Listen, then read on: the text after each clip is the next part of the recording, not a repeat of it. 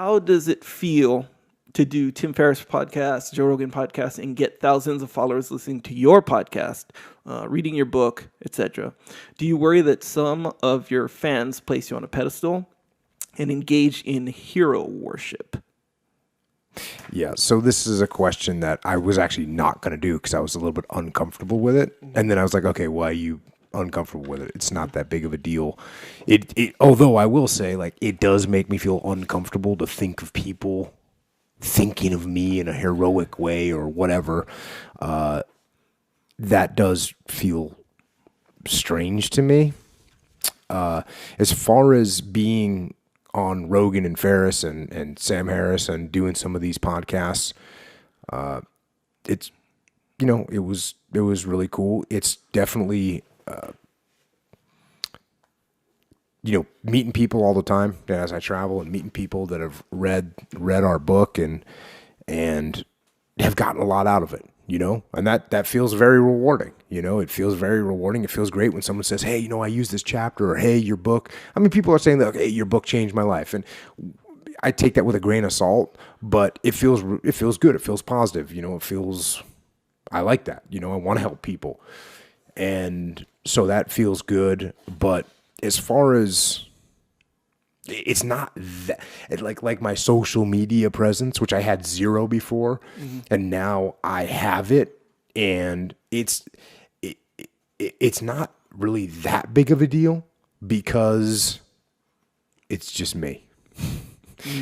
I'm still just me, and there's nothing that's different or has changed.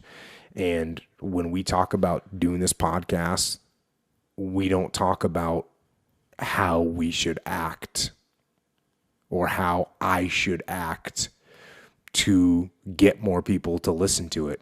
Right. I'm only doing what I'm doing because this is me. Yeah. And I'm not going to be different in order to achieve anything else. I'm only going to be who I am. And that's why the thought of people putting me on a pedestal or whatever,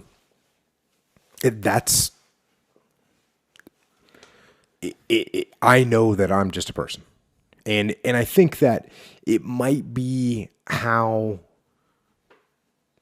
I get presented, by the media, how I get presented even on this podcast. When I'm on this podcast talking to you, we're talking about specific subjects that we are interested in. And it's not, I could see where someone might think, oh, Jocko's this superhuman. And no, I know I'm not. So if I come across like that, it's only because you're seeing a sliver of me that appears that way. Right. I'm not saying I know I'm not totally normal as well. I mean, I know I'm not a normal person. I know I'm a little bit to the edge of, being a little bit extreme. Yeah, a little bit extreme-ish in some ways. Yeah. And I know a lot of that just has to do with my habits as a person. But the fact of the matter is that no matter what happens and no matter what I come across and no matter what people might perceive me as, I don't perceive myself as special or as a hero for sure. Because, and one thing that will always stay with me is that I've been in combat and I've been humbled by combat. And I think that I've been on the battlefield and I've been confused and I've been outmaneuvered and I've had my guys killed. And so I know what a real hero is, and it ain't me. And that's always going to keep me grounded, and I will never forget that. Yeah, and you, as far as being worried about people putting you on a pedestal, like how you're saying, you be you, and that's all you're going to do is be you. You're not trying to live up to anyone's expectation. That was never a goal of yours. No. So No. if someone has an expectation, since that's not your goal, how can you worry about it? You're going to continue to be you. And here's, I don't know if it's irony, but the more you do that and just be just authentic or whatever, it seems to draw more people to you. I guess, but I don't know, because I'm not acting any other way than I acted a year ago or, 4 years ago. I'm just, you know what I do? I train jiu-jitsu. I work out. I wake up early in the morning. I try and get smarter. I try and do better. Yeah. That's what I do. Yeah. So yeah, I'm just gonna, I'm me.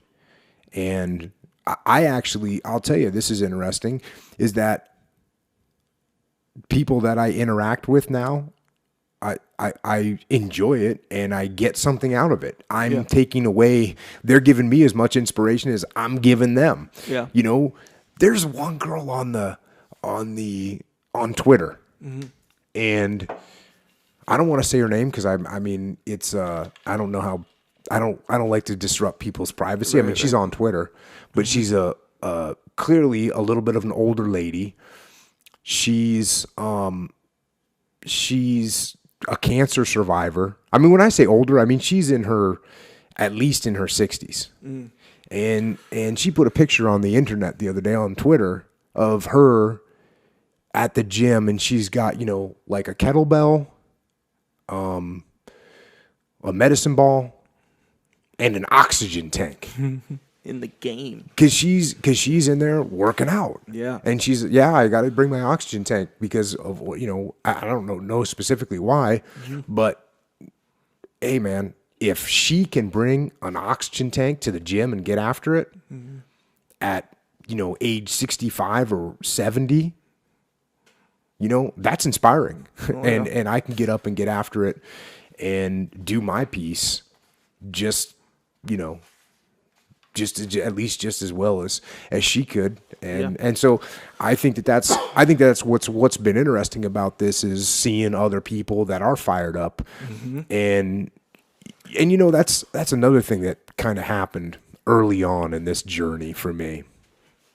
I have not a bunch of friends, but one of my friends who's a SEAL, when I was just about, I think I had recorded the Tim Ferriss podcast, and I knew it was going to be released, and I knew it was going to be heard by people.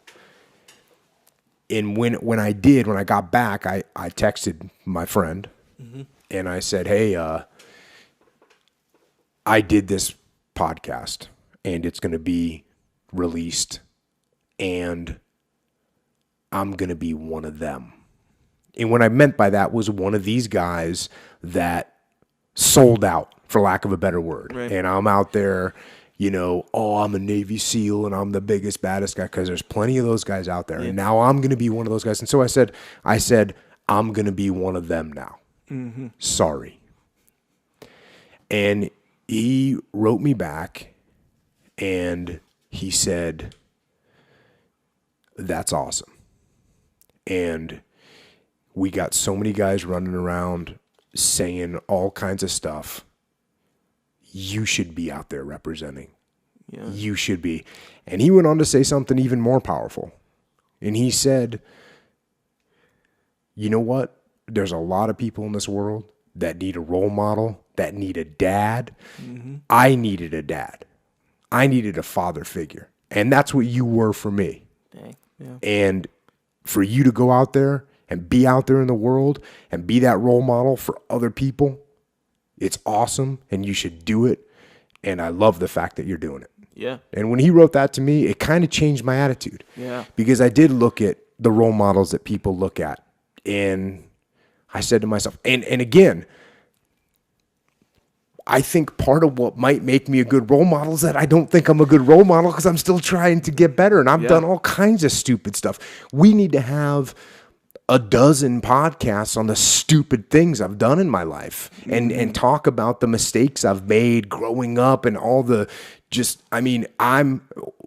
another thing. Like when people see me on the podcast or they hear me on the podcast or they read the book, they're seeing the good part, right? They're seeing, I would hesitate to say, but they're seeing the best part of me. Right. They're seeing a mature person. I'm not that mature, but they're seeing the older, the maturest that I've ever been, which is right now. They're not seeing the idiot, growing dummy that I was and that many of us were when we were younger. Yeah. Now, might I have had a little edge? A little bit of advantage. Maybe I was a little bit ahead in some cases, but man, I didn't, Yeah. And so that when I got that text, that was a series of texts from my brother, that really gave me a different attitude on this whole thing, and it made me feel more comfortable with the fact that I was selling out and that I was now going to be out there in the public view. And all this being said, at some point, I'm probably going to go right back to the cave that I came from. Yeah. And I don't want, I don't have what Patton had, which is like this huge desire to be famous. I have no problem not being, I was unrecognizable to the world for my whole life. And the fact that I'm a little bit recognizable now, it doesn't make me feel great. It doesn't do anything for me. Yeah. I'm just doing what I do. It's not my goal. But is there a goal to try and help some people out there? Yes. And I think hearing that from that buddy of mine made me solidify that goal a little bit. And again, not to try and say, hey, be like me. No, it's to say, learn from what I learned from. Yeah. I did some dumb stuff. I've been through some stuff that most people don't have to go through. So if you can take something away from it, awesome. Don't worship me by any stretch. Yeah. But let's work together and see if we can get better as a team. Yeah, and you're a good, a lot of your messages and the things that you say, a lot of it is new, and then a lot of it's not new, right? No. So this is one point where some of this stuff people may have heard before, but someone like you who's done what you've done and think the way you think and do what you do right now, you're the perfect medium for that information to get passed on to someone. You know, when you're a teenager or something, your dad tells you to do something, your mom tells you to do something, you're like, fuck that. But then when you go to your friend's house and then he tells you to do it, the exact same thing, and you're like, yeah. It takes that same message, but from someone who you can, for lack of a better way of putting it, someone you can accept it from. Mm-hmm. And so all your messages are perfectly in line with who you are. So they're so you're so eager to accept them. Mm-hmm. So how you post, online, you'll post a picture of your watch every morning in your kind of the workout setting and stuff like that. And your message, more or less, is get up every morning and get your work done, get a workout in, whatever. And then you're doing it. And there's the proof right there. Mm-hmm. So if you're just some dude who's like, yeah, work out every day, and you don't do it, then it's it's going to be harder to accept. So people will get those messages. And they'll internalize them way more readily from someone like you, given the messages that you're sending. That's one.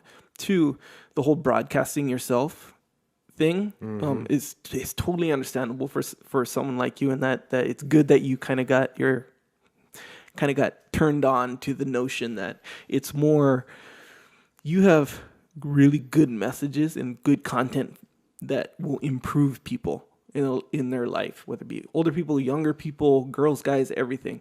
And this is, especially a podcast situation or even certain online profiles and stuff, they're good ways to get that information out that people need, man. To improve themselves. If you're in a neighborhood or an environment with a bunch of people improving themselves, that's going to be a good neighborhood. And if they have the means to improve themselves, then that's a good service that you're putting out there, and to reach as many people as you do, you're helping the world with your message. Well, okay. I'm telling you. So I'm saying, broadcasting yourself is a good thing. Yeah, it definitely was a hard thing to overcome the aversion to broadcasting yourself, which is something I talked about with Tim Ferriss, and I talked about it with Joe Rogan, is this idea of people that are talking. Yeah. And, you look at the extreme examples of social media, Abusers and worthlessness. Yeah. And you just don't want to have anything to do with them. Yeah. And when you're doing it, regardless of how much you don't want to have anything to do with them, you have something to do with them because you're doing it too. And it's very difficult for me not to feel like that. Now, obviously, I've gotten over it. I mean, right. I've gotten over it to a point where I'm saying, okay, these are kind of the acceptable parameters that I operate within for my personality, right. Which is there's things that I haven't done and I won't do on social media, right. Because I'm not there to promote me. Yeah. But I'm there to only open a door of observation, I would say. Not to knock on people's door and enter, but just to open the door of observation and say, this is how I try to live. And this is the steps that I take to try and live that way. Observe. Yeah. And if you want to enter my house and hang out with me, come on in. Yeah. As long as you're like-minded and you have the same sort of goals, then come on in. And you know what? You're going to make me stronger. Yeah. You're going to bolster me up. So many people now, they're posting pictures of their watches on my Twitter. Yeah. When I wake up, I'm looking at 50 to 100 watches every day. Yeah, man. That's and I'm good. going, wow, that's a lot of people. And that is unity. And that is leadership. Yeah. And it does make me feel like, oh, okay, cool. There's other people in the world that are up and getting after it. Yeah, there's a guy 420. Yeah, and there's a guy who's a teacher. Posts good. I don't know. Yeah. He's a teacher. He posted good on his classroom door. Yeah, on his classroom door. Man, and so now he's kind of pushing those good messages to the kids. Yeah. So yeah, I mean, I think it's all positive. Social media, it is easy to get that attitude towards it because of all the people who abuse it, quote unquote. Right. But like if you went, I don't know, like on the highway and all you saw was people speeding, reckless driving, it still doesn't change the fact that you still want to drive on the highway because you have something to do. You know, your pursuit is different. But yeah, there's going to be everyone. The other weird thing is I have no idea where this is going. You know, and so like this podcast, I didn't. We just kind of did it. I went on with Tim Ferriss and just kind of did it. I started Twitter. I had no idea what that was going to be. Yeah. And so it's fun for me to be adventuring into things that I don't know the outcome of. Yeah. And this is one of them. And Twitter is one of them. The book was one of them. And, I don't know what's around the corner next. And I don't know where this is going. But I will stay with the principles that I believe in to the best of my ability. And I think that's what makes it an interesting ride is where's that going to go? Yeah. We'll find out. Well.